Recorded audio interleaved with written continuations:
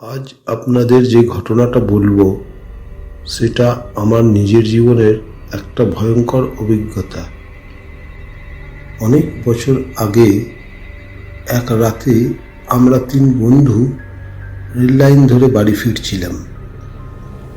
দূরে একটা পুরনো বেল গাছ, যেটাকে সবাই বলতো অভিশপ্ত, ঠিক সেই গাছটার সামনে পৌঁছতেই আমরা দেখলাম রেল লাইনের উপর বসে আছে একটা ছায়ামূর্তি। আর কয়েক মুহূর্ত পরে সেই ছায়াটা এমন কিছু একটা করল যা আজও আমার বিশ্বাস করতে কষ্ট হয়। এই ঘটনাটা আমার নিজের জীবনের এক হাড় হিম করা অভিজ্ঞতা। আজও সেই রাতের কথা মনে পড়লে আমার শরীর কেঁপে ওঠে। ঘটনাটা প্রায় 1983 সালের সেপ্টেম্বর মাসের। তখন আমি কলেজে পড়ি। আমার দাদা চাকরি সূত্রে দিল্লিতে থাকতেন। আমরা 3 বন্ধু, গোবিন্দ, প্রণব আর আমি, একদিন ঠিক করলাম কয়েকদিনের জন্য দাদার কাছে ঘুরতে যাব। আর সেই সঙ্গে দিল্লি, আগ্রা, মথুরা ও বৃন্দাবন ঘোরা হয়ে যাবে। বাবা রেলে চাকরি করতেন, তাই বাবাকে বলতে তিনি আমাদের 3 জনের রিজার্ভেশন টিকিটের ব্যবস্থা করে দিলেন। সব কিছু খুব সুন্দরভাবেই চলছিল। দাদার বাড়িতে কয়েকদিন থাকার পর আমরা ঘুরলাম দিল্লি, আগ্রা। সবই যেন স্বপ্নের মতো লাগছিল। কিন্তু সমস্যাটা শুরু হলো বাড়ি ফেরার দিন। কোনো ট্রেনেই রিজার্ভেশন পাচ্ছিলাম না। অনেক কষ্টে অবশেষে টিকিট পেলাম উদ্যান আভা তুফান এক্সপ্রেসে। কিন্তু সেই যাত্রা আজও আমার মনে এক অদ্ভুত অস্বস্তি জাগায়।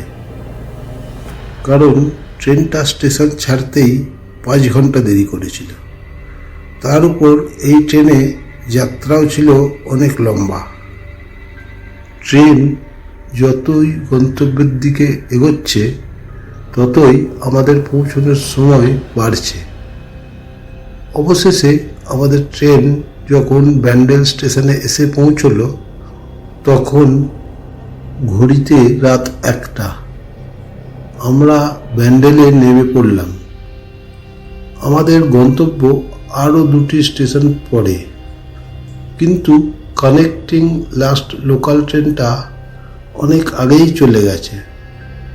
আগেই বলেছি বাবা রেলে চাকরি করতেন, তাই আমরা স্টেশনের কাছেই রেলওয়ে কোয়ার্টারে থাকতাম। কোনো রকমে যদি স্টেশনে পৌঁছে যায় তাহলে আর কোনো অসুবিধা হবে না। এই ভেবেই গোবিন্দ আর প্রণব ঠিক করল রেল লাইন ধরে হেঁটেই আমরা বাড়ি চলে যাব। কিন্তু আমি কথাটা শুনেই আমার বুকের ভেতরটা কেমন যেন করে উঠল। কারণ আমাদের স্টেশন থেকে একটু দূরে রেল লাইনের ধারে একটা পুরনো বেল গাছ ছিল। লোকজন বলতো ওই গাছটার কাছে নাকি বহু অ্যাক্সিডেন্ট আর আত্মহত্যার ঘটনা ঘটেছে। স্থানীয় মানুষজন বিশ্বাস করত ওই গাছটা অভিশপ্ত, আর রাতের বেলা নাকি ওখানে অদ্ভুত সব ঘটনা ঘটে। আমি এসব কথা বন্ধুদের বললাম না, শুধু বললাম চল না রাস্তা দিয়ে যাই, হয়তো কোনো রিক্সা পেয়েও যেতে পারি। কিন্তু ওরা রাজি হলো না। শেষে আমাকে ওদের সঙ্গেই যেতে হলো। আমরা 3 জন ব্যাগ কাঁধে নিয়ে রেল লাইনের ওপর দিয়ে হাঁটা শুরু করলাম। রাত তখন গভীর, চারিদিকে নিস্তব্ধতা। আমি ভয়ে ভয়ে হাঁটছি। তাই আমি 2 বন্ধুর মাঝখানে হাঁটছিলাম। সামনে গোবিন্দ, আমি মাঝখানে, আর পিছনে প্রণব। এইভাবে হাঁটতে হাঁটতে আমরা প্রথম স্টেশনটা পার করে ফেললাম। তখন মনে হচ্ছিল হয়তো আমার ভয়টা অযথাই ছিল। কিন্তু কিছু দূর এগোতেই দূরে আধো অন্ধকারে আমি সেই বেলগাছটা দেখতে পেলাম। গাছটার আয়ব অদ্ভুত লাগছিল। আমার বুকের ভেতরটা আবার ধড়ফড় করতে শুরু করলো। হাঁটার গতি যেন ধীর হয়ে গেল। আমি প্রায় পিছন ফিরে প্রণবের কাছে চলে এলাম। ভয়ে আমি মাথা নিচু করে হাঁটছিলাম। ঠিক তখনই প্রণব হঠাৎ ফিস ফিস করে বলল, শোন, তুই কি কারোর কান্নার আওয়াজ শুনতে পাচ্ছিস? আমি কান খাড়া করে শুনলাম।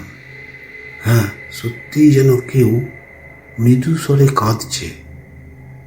আমার বুকের ভিতরটা যেন হিম হয়ে গেল। আমি কোনো দিকে তাকাচ্ছিলাম না। হঠাৎ প্রণব আবার বলল, ওই দেখ, লাইনের ওপর কে যেন বসে আছে। মনে হয় কেউ সুইসাইড করতে এসছে। আমি ওই দিকে তাকাতেই দেখলাম রেল লাইনের ওপর একটা ছায়ামূর্তি বসে আছে। ঠিক তখনই মূর্তিটা ধীরে ধীরে উঠে দাঁড়ালো। তারপর নিঃশব্দে হাঁটতে হাঁটতে ওই বেলগাছটার দিকে এগিয়ে গেল। আর আমাদের চোখের সামনে গাছটার ভেতর ঢুকে মিলিয়ে গেল। এরপরই হঠাৎ করে গাছের ডালগুলো জোরে জোরে নড়তে শুরু করলো। কিন্তু আশ্চর্যের বিষয়, চারপাশে একটুও বাতাস ছিল না। ঠিক সেই সময় বাতাসে ভেসে এলো একটা উগ্র পচা গন্ধ। আমার শরীরের সব লোম খাড়া হয়ে গেল। আমি আর দাঁড়াইনি। প্রণবকে বললাম, দৌড়ো। তারপর আমরা দুজনে প্রাণপণে দৌড়তে শুরু করলাম।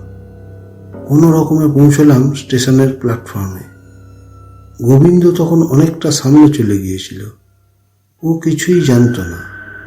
আমি প্রণবকে বললাম, এই জন্যই আমি এই পথ দিয়ে আসতে চাইছিলাম না, কারণ ওই জায়গাটায় এর আগেও অনেকেই নাকি এরকম অদ্ভুত কিছু দেখেছে। আজ এত বছর পরেও যখন ট্রেনে করে ওই জায়গাটা পার হই, তখনও আমার বুকটা এরকম কেঁপে ওঠে।